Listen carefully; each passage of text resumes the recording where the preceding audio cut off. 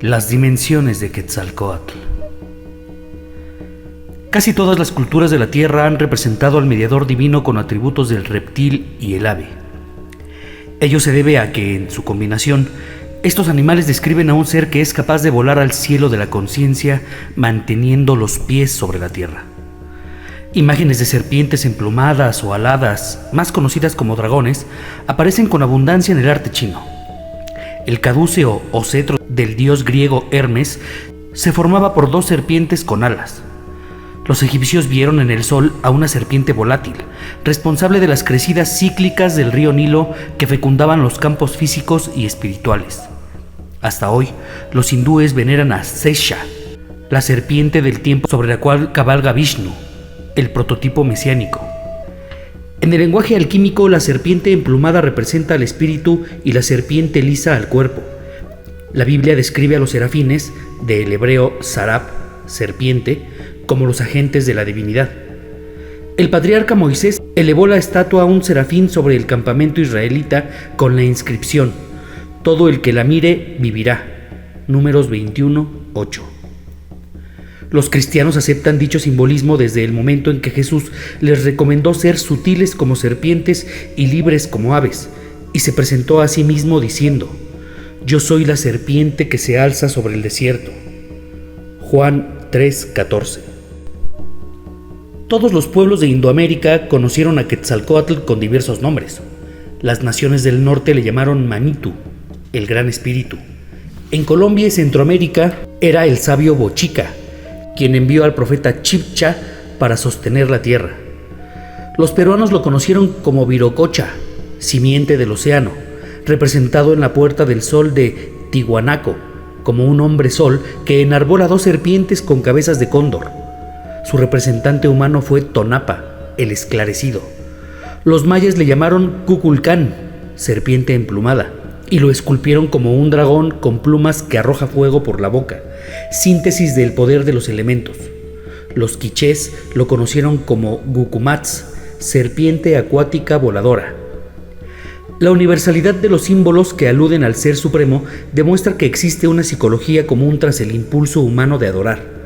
Lejos de derivar de un sentimiento de temor a lo desconocido, como afirmaban los antropólogos del siglo XIX, el emblema de la serpiente con plumas revela que ese impulso procede del reconocimiento estático de que en nuestro interior conviven dos naturalezas, una animal y otra divina, y que ambas se pueden fundir en un intenso estado de conciencia. Todas las religiones de la Tierra procuran acercar al creyente a ese estado. Sus diferencias responden más a la forma de hablar o vivir de cada pueblo que a cuestiones esenciales. Por ello, el estudio del mito de Quetzalcóatl nos puede ayudar a entender no solo un aspecto de la historia de México, sino también ciertos fundamentos de la cultura occidental. Ese mito abarcó los siguientes significados principales. Primero, Quetzalcóatl era el Ser Supremo, tanto en el sentido impersonal de los filósofos como en el sentido teísta y reverencial del pueblo. Segundo, constituía la imagen ideal de lo humano, el modelo de una forma de vida. Tercero, era el transferente de nuestras limitaciones, el mediador ante la región superior. Cuarto, un título otorgado a los más altos sacerdotes dentro de la jerarquía eclesiástica tolteca. Analicemos cada una de estas dimensiones. Según demuestran numerosos descubrimientos de ofrendas y exvotos realizados en los santuarios, la gente sencilla personificaba a sus dioses tal como hacen todos los pueblos de la tierra. Según afirma el obispo Las Casas, Quetzalcóatl era reconocido como un ser supremo. Solo este, de entre todos los dioses, se llamaba Señor, por excelencia, de manera que cuando juraban y decían por nuestro Señor, se entendía por Quetzalcóatl y no por ningún otro, los indios de México. Quetzalcóatl era adorado como el creador literal del universo, artesano que sacó del vacío la sustancia del mundo y modeló con ella la multitud de las cosas visibles.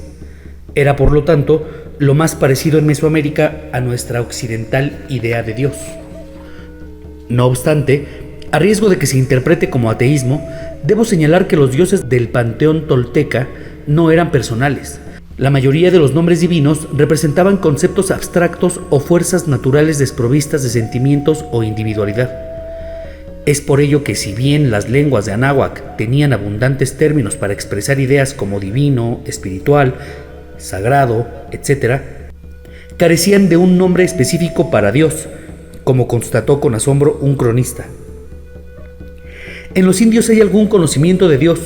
Comúnmente sienten y confiesan un supremo Señor y hacedor de todo, aunque es cosa que mucho me ha maravillado que no tuviese vocablo propio para nombrar a Dios.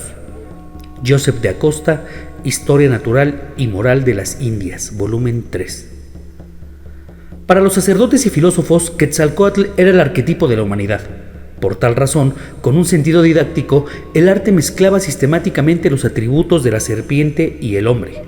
Asimismo, en el libro tradicional tolteca llamado Huehuetlátoli, Antiguas Palabras, uno de los títulos más comunes aplicados a la deidad es humano.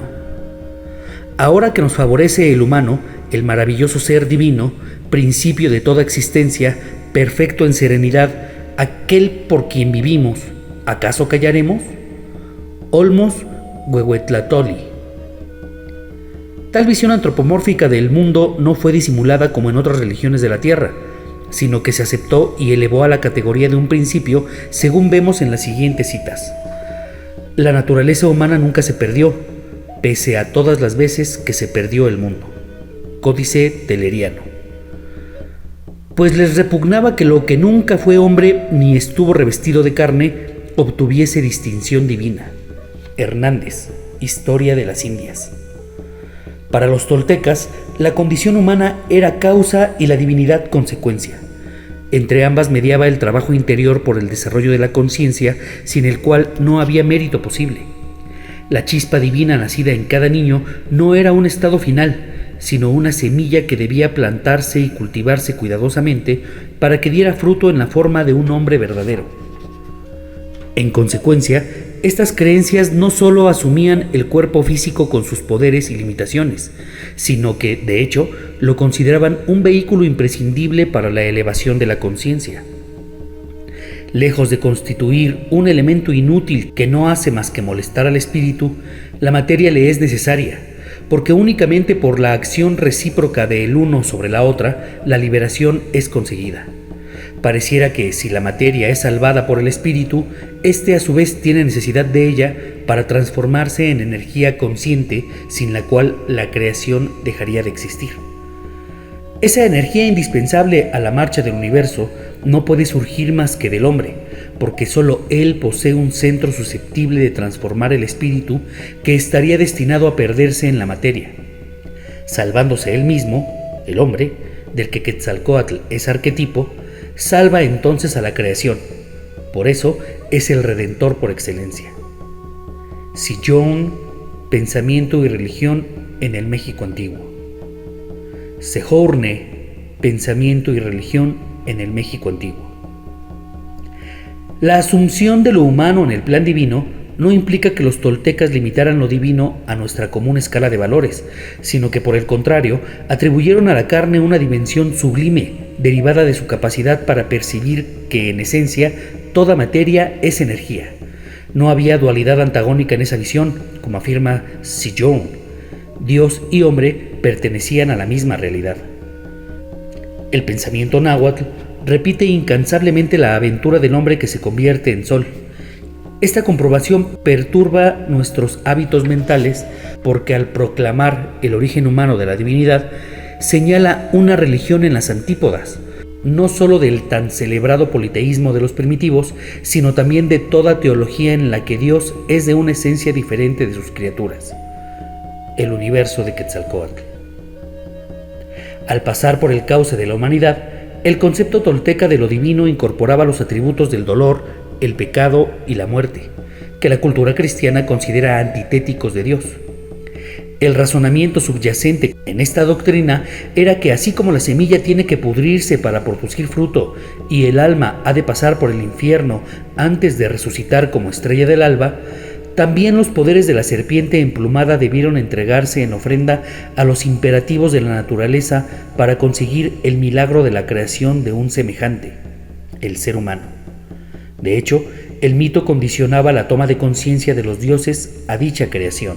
Permanecía en soledad el creador, el formador, la serpiente emplumada, el engendrador de toda vida. Permanecía en el seno del agua rodeado de luz. Su naturaleza era de profunda concentración. Así existía el cielo y el corazón del cielo. Entonces manifestó su palabra, habló consigo mismo, se consultó y pensó. Comprendió su pensamiento y meditó sobre él. Y mientras meditaba se hizo la luz.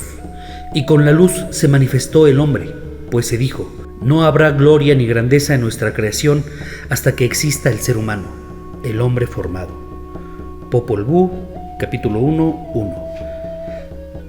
Observemos cómo en el momento en que las fuerzas del universo cobran identidad de Quetzalcóatl, surge en ellas el propósito del ser humano, pero no en el hombre o la mujer común, esclavo de sus pasiones y sujeto al doloroso proceso del nacimiento y la muerte, sino el hombre como un proyecto ideal, representado por los mensajeros de la serpiente emplumada.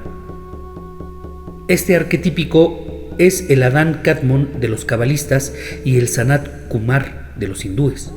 Los anahuacas le llamaban Mixcoatl, serpiente de nubes.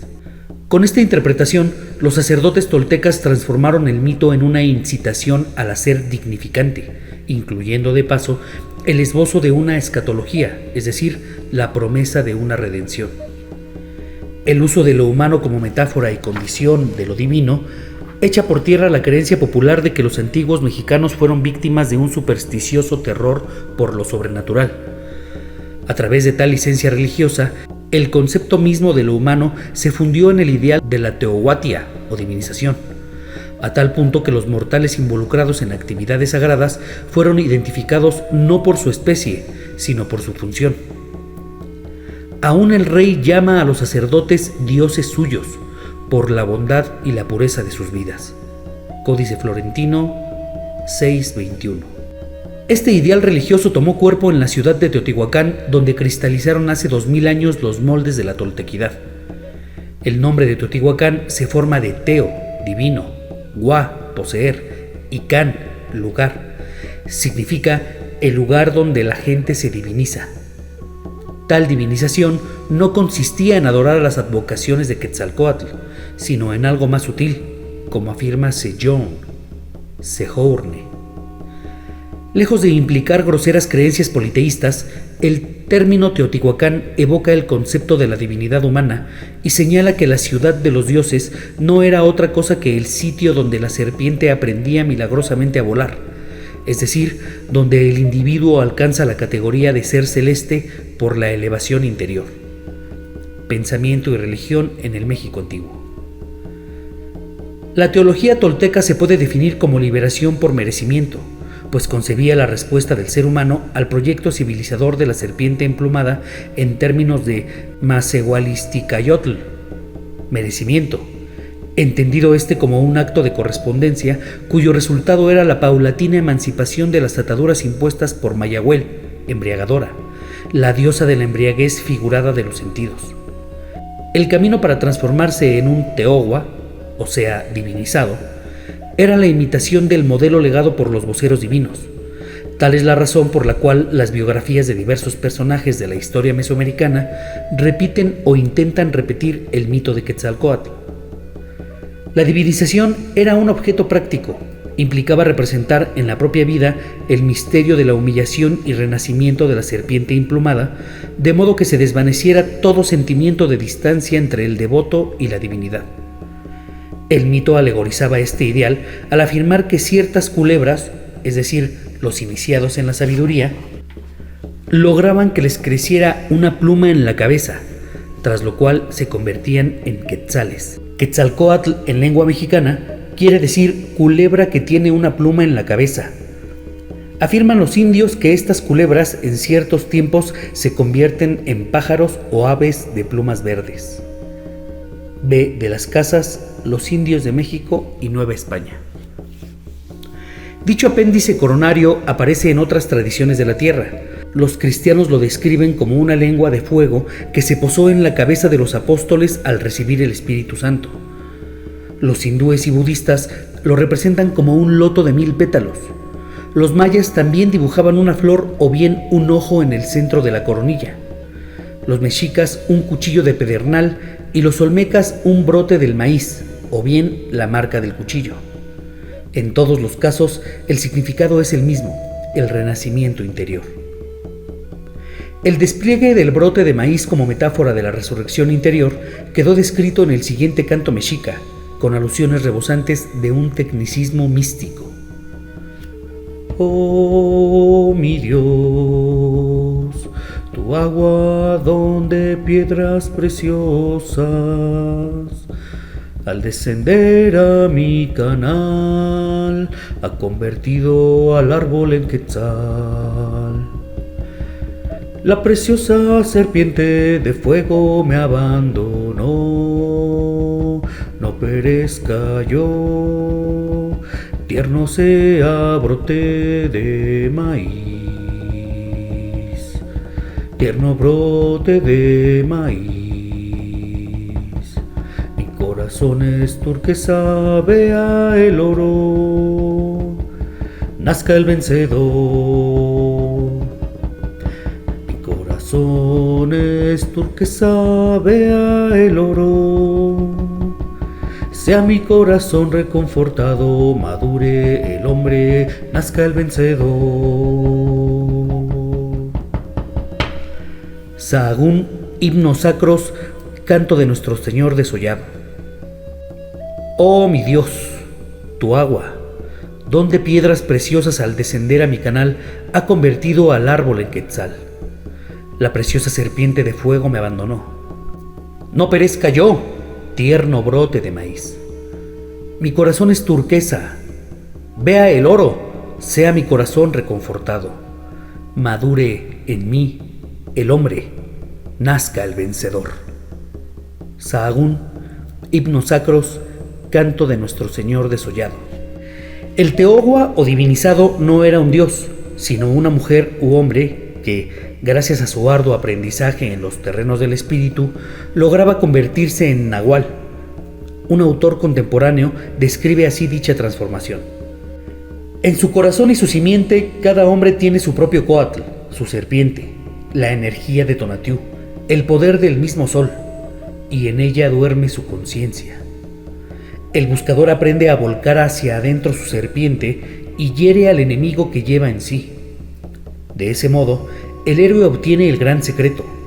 Por el conocimiento, el esfuerzo, el sacrificio, hace que su serpiente envaine sus colmillos y trague su propio veneno. De la digestión crecen alas. Ha nacido Quetzalcóatl, la serpiente emplumada. Se mueve entre los dioses y los hombres. Martín Matz, La pirámide de fuego. Quetzalcóatl era el título de dignidad y el emblema de la condición del Teogua. Aunque todos los sacerdotes supremos fueron considerados advocaciones de Quetzalcóatl, no todos llevaron una vida pública. Solo unos pocos en ciertas épocas se hicieron guías sociales, llegando a constituirse en Teomama, cargadores de la divinidad. Según un texto maya, la función de estas personalidades fue reformar la escritura, es decir, diseñar nuevos modelos para la elevación del pueblo. Solo al Dios verdadero adoraban en la lengua de la sabiduría, y se escribió un glifo en la planta de su mano, uno en su garganta y otro en la planta de su pie. Reformadores de la escritura se llamaron, no eran dioses, eran gigantes. Chilam Balam, libro de los linajes. A través de tales gigantes del espíritu, penetramos en la tercera dimensión del nombre de Quetzalcóatl, la mesiánica. La serpiente emplumada no solo era un ideal de humanidad, sino también la persona que lo encarnaba incorporando los elementos del mito solar. De ahí que los informantes indígenas insistieron en explicar a los cronistas españoles que en realidad sus dioses eran hombres transformados. Algunos de los indios daban a entender que sus dioses eran o habían sido primero puros hombres, puestos luego en el número de los dioses por ser señores principales y por algunas notables hazañas que en su tiempo habían hecho. Torquemada, monarquía indiana. Este dios, Ometeotl, dicen que hizo el mundo, y no solo a este pintan con corona como señor sobre todos, y nunca le hacían sacrificios, porque dicen que no los quiere. Todos los demás dioses a quienes ofrendaban fueron hombres en sus tiempos. En este punto la teología tolteca tiene una polaridad inversa a la cristiana. Las religiones bíblicas interpretaban el misterio mesiánico como el producto de un acto mágico, mediante el cual un Dios personal descendió a la tierra para mostrarnos un camino de redención. Pero, como sabemos, los toltecas consideraban que el principio humano era condicionante del divino. Por lo tanto, su mesianismo afirmaba exactamente lo contrario, que ciertos individuos comunes y corrientes son capaces de alcanzar por sus propios méritos un estado de conciencia divino, transformándose en modelos viables para sus semejantes. Quienes creían en Quetzalcóatl establecían una clara diferencia entre su estado de conciencia y la persona que lo representaba. Ello se notaba, por ejemplo, en el hecho de que ninguno de los testimonios conservados sobre el príncipe Seacatl mencione un acto de adoración hacia su persona. La opinión que tenían los informantes indígenas sobre su naturaleza se vislumbra en la respuesta que dieron al cronista Sahagún. Estos ancianos adoraban a Quetzalcóatl, que fue rey de Tula, y lo llamaban Topiltzin. Era hombre mortal porque se murió. No era un dios, aunque era un hombre santo que practicaba penitencias. Historia general de las cosas de Nueva España. Observemos también en qué forma tan humilde se presenta a sí mismo el vocero de Quetzalcóatl en el siguiente poema mexica. Vosotros, representantes divinos que moráis en los cuatro rumbos, con vuestra voluntad y en vuestro ciclo he venido yo, el representante, huérfano de padre y madre, Dios único. Ved, ya pasé por mi tierra de regadío, por los montes de grosura, por las fragosidades de evasión. Penosamente estoy viniendo a vuestro lado izquierdo, yo, el hijo de los dioses. Ayúdame, madre de las convocaciones, conejo en el espejo ahumado, falda de estrellas, rayo solar. También tú, mediador, que estuviste enfermo y hoy eres príncipe de las preciosidades. En cuanto a ti, mi hermana retorcida, que nadie te revele donde está naciendo el sacerdote. Alarcón, Tratado de las Idolatrías. La interpretación de este texto es como sigue. Los moradores de los rumbos son los 5 Tezcatlipocas. El nuevo mensajero es huérfano de padre y madre, ya que su condición no procede de la carne, sino del espíritu. La tierra de regadío es la fecundación. Los montes de grosura, la placenta. La fragosidad de la evasión, la vagina. El lado izquierdo significa el mundo material. El mediador enfermo es el profeta teotihuacano Nanahuatzin, antecesor de Seacatl en el linaje de las serpientes emplumadas. La hermana retorcida es la embriaguez figurada de los sentidos. Más que una salvación por medios mágicos, los toltecas creían en el desarrollo gradual de la sociedad y el ser humano. Ello dio origen a una doctrina popular, aunque no exclusiva, de Mesoamérica. La pluralidad. En un discurso que pronunció ante los embajadores españoles, el emperador mexica Moctezuma, más conocido como Moctezuma, evocó 3 de esas apariciones. Nosotros no somos naturales de estas tierras. Nuestros antecesores vinieron a ellas desde muy lejos y los trajo el señor Quetzalcóatl. Este volvió después de mucho tiempo y halló que nuestros abuelos ya estaban asentados en la tierra y no quisieron recibirlo como señor. Él se volvió al cielo y dejó dicho que tornaría con tal poder que los pudiese atraer a su servicio. Y bien sabéis que siempre lo hemos esperado. Hernán Cortés, segunda carta de relación. A pesar de sus particularidades, el mito de Quetzalcóatl es de tal modo congruente con la doctrina mesiánica universal que consiguió emocionar incluso a los cronistas españoles, siempre dispuestos a ver al diablo en cualquier opinión que no compartieran. Por ejemplo, al leer a Diego Durán, se nota que la imagen de Seacatl Topitzin le impacta como arquetipo crístico y lo confiesa de un modo bastante claro, teniendo en cuenta las presiones ideológicas de su época. Aquel hombre venerable al que llamaban Topitzin y Hueymac o Papá fue, según las tradiciones, un santo y penitente sacerdote del que se recuerdan episodios al parecer milagrosos.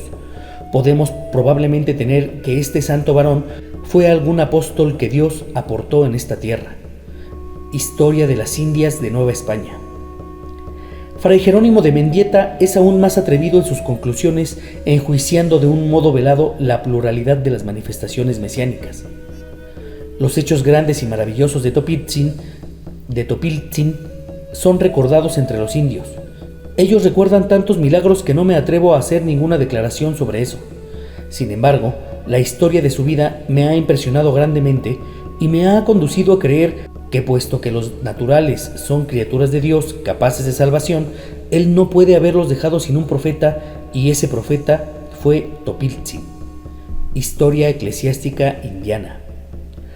A partir del análisis comparado de los mitos, llegamos a la conclusión de que Quetzalcóatl fue, para los pueblos de Anáhuac, el equivalente del Mesías de los judíos, el Cristo de los cristianos, el Mahdi de los zoroastrianos y el Avatar de los hindúes.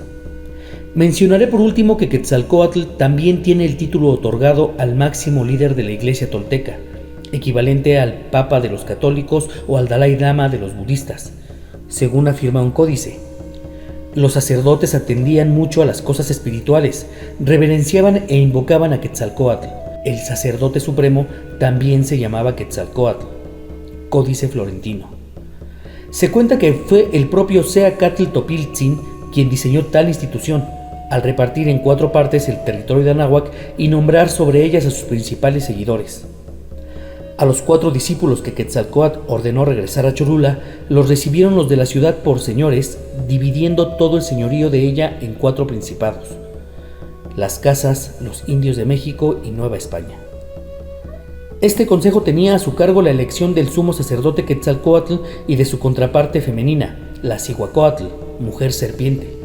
Curiosamente, el relevo de estos personajes no se hacía cuando morían, sino cada 52 años. Con el cambio de ciclo, si el sacerdote o la sacerdotisa morían antes de ese plazo, eran representados por clérigos de alto grado.